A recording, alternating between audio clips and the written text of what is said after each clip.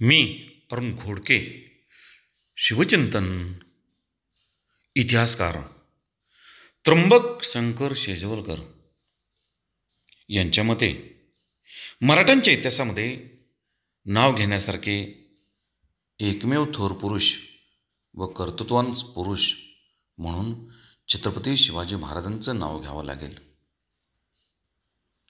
शेजवलकरांनी शिवचरित्र खूप छान पद्धतीने लिहिण्याचा प्रयत्न केला.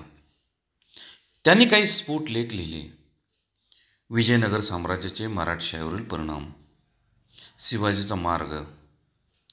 त्यांच्या मते छत्रपती शिवाजी महाराजांचे इतके विश्वसनीय सर्वांगस्पर्शी चरित्र म्हणजे राष्ट्रीय कार्य, असं त्यांचे स्पष्ट मत होते. त्यांनी शेवटच्या 4 वर्षात मालोजीराजे, शहाजीराजे, जिजाऊसाहेब यांच्यावरती सखोल अभ्यास केला. चरित्राचा 4था हिस्सामध्ये शिवाजी महाराज, संभाजी महाराज हे त्यांच्या अभ्यासाचे विषय होते.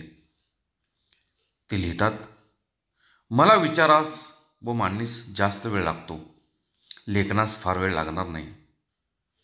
त्यांचे हे शिवचरित्र 19 प्रकरणाचे व सुमारे 1000 पृष्ठांचे योजलेले होते.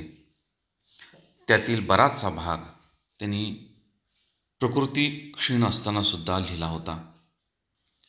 परंतु दुर्दैवानं ते पूर्णपणे शिवचरित्र इतिहास अभ्यासापुढे येऊ शकले नाही, कारण शेवटी त्यामध्येच त्यांचं दुर्दैवाने निधन झाले.